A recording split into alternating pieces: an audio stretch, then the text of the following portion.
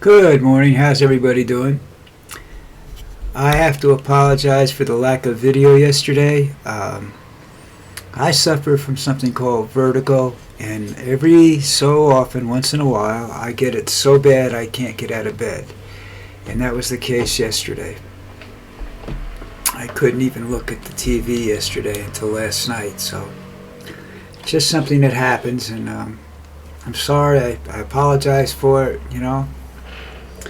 But like that's another contributing factor to why I don't do things live, because I can't really,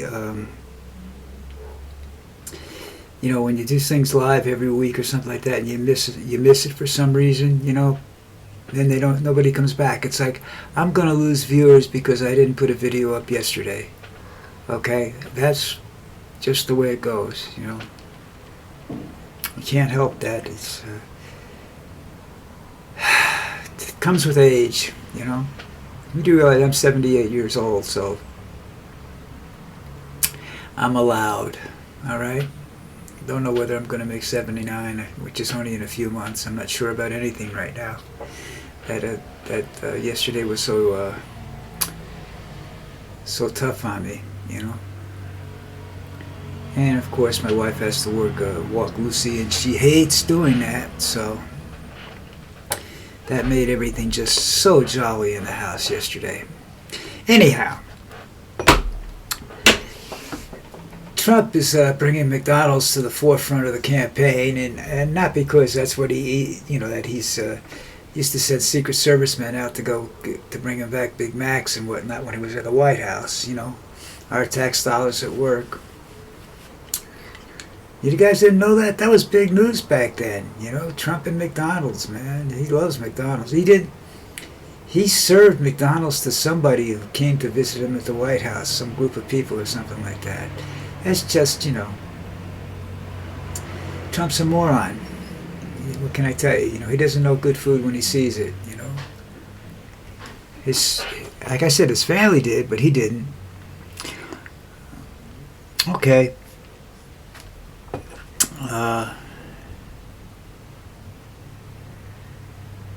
Trump has been acting like the mafia lately.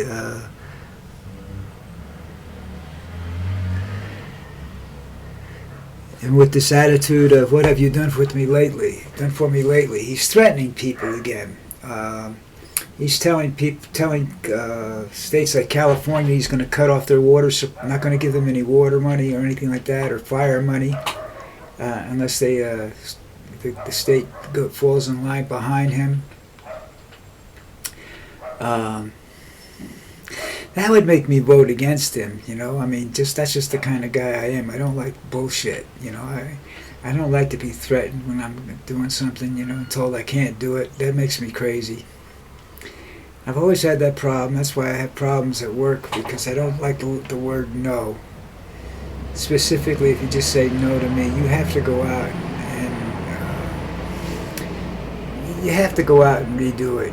You have to go out and explain it to me. Otherwise, I'm just not.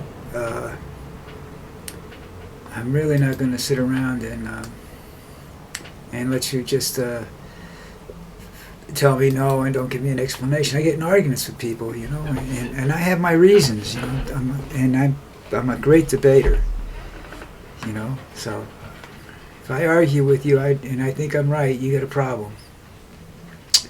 But anyhow, I don't want to debate Trump because I couldn't stand sitting across from the guy.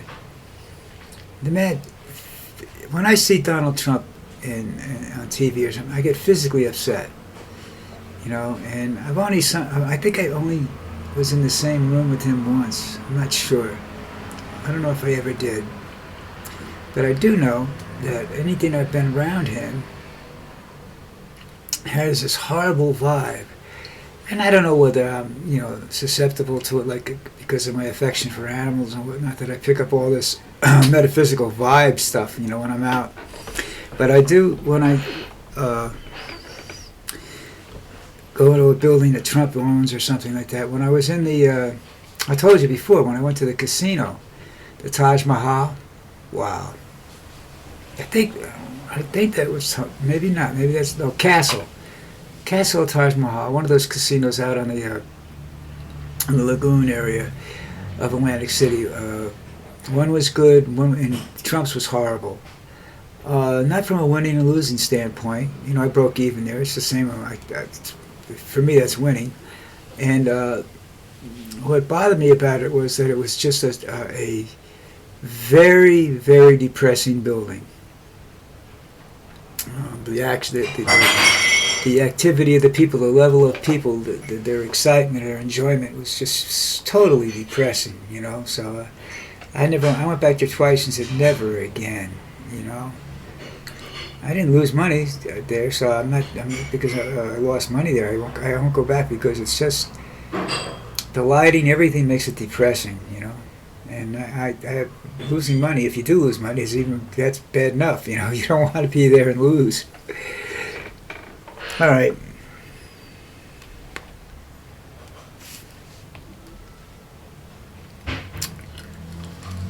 I can't figure out what I wrote down here.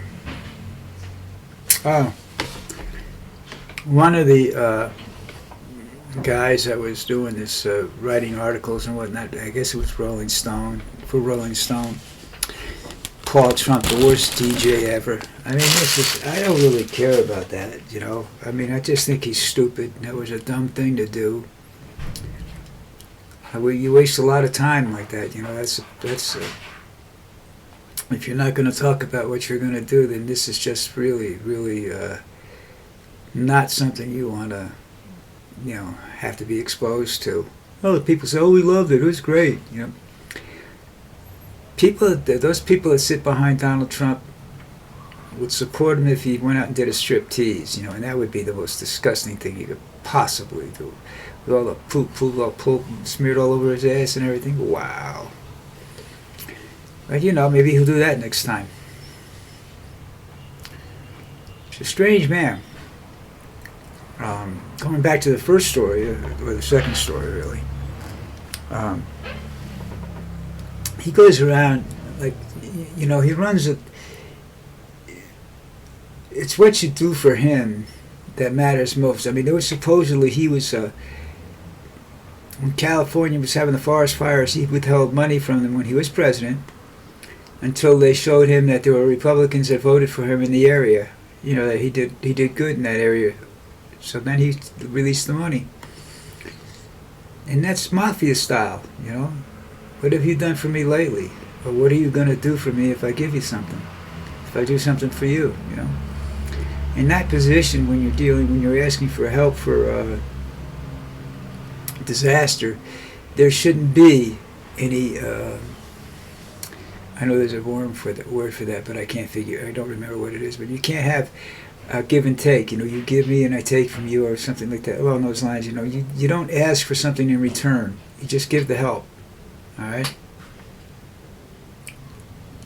I mean, you can put something like, all right, you need to do some improvements in what? I'll give you the money now, but if you know, do some improvements or something over there so that this doesn't happen again. Yeah, you can do that. But he didn't even do that. You know, I have no idea what's happened in a week. I don't know whether I dreamed. I had a bad dream last night. It has to be a dream or hallucinations or something, or I saw it on a website I don't really trust. But there was a story, and I don't want to get into it because I'm not going to give it any credit. If I go into it and somebody else sees this video, goes and finds the same story, they'll just keep repeating it, and you'll get credibility. It wasn't credible at all. And that's just something I think came out from maybe a nightmare I had, I don't know. But I'm positive, but I'm nervous about the election, you know. I just have a feeling that they're going to dig up something. Hopefully it'll be on Trump and not on Kamala or anything like that. You know, I just think it's coming down to what is it? Yeah, excuse me. I'm having a bad day again. One website said, yes, this is the American Nazi, that Nazism is on the ballot this year. It might have been a Rolling Stone article. I read a lot of their articles. I have my whole life. I think I told you the story. When I was in high school, we didn't have computers and we didn't have the quality of news broadcasts that you have now. So I would go out and I would read. I might watch a news station, but I would go out and I would read my local paper, the New York Times, Newsweek or Time, one of the two, depending on what the headline story was that week, and Rolling Stone magazine to get my news from. Uh, they they did great in-depth articles, you know. Not so much the individual articles, but they would do long read, in-depth articles. They interviewed Bill Clinton when he was running for president. I forget who else they interviewed. They did Howard Thomas. You know, he did the writer, and that was very good. They did a lot of good stuff, you know. So I still do. I read their articles. Not all of them, and some of them I just skim through them because they're just you know, they're like everybody else's articles. They're more superficial than they are anything else, you know. But I still go around and try to find a lot of different. I read on the internet. I do political.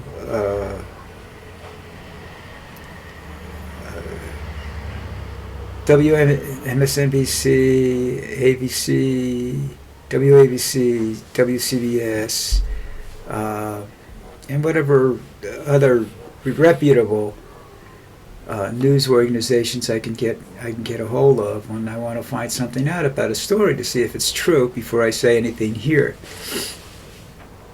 Sometimes you can't find the story. If you can't find the story, then my original source is questionable. That's what I'm saying about this thing I think I saw last night. And I'm not sure. The way I was yesterday, it would be laughable, you know.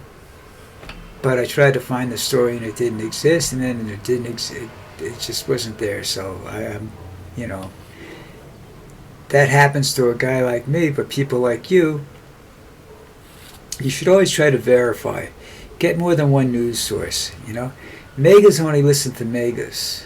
Republicans only listen to the Fox and whatever it is that's sending the information to you. I do listen to Fox once in a while, you know, and I'm just not impressed by them anymore because they're biased, and they stopped being. I don't remember. I remember when this happened because I remember that people started talking about it when they went from a legitimate news agency to a biased political arm of the Republican Party.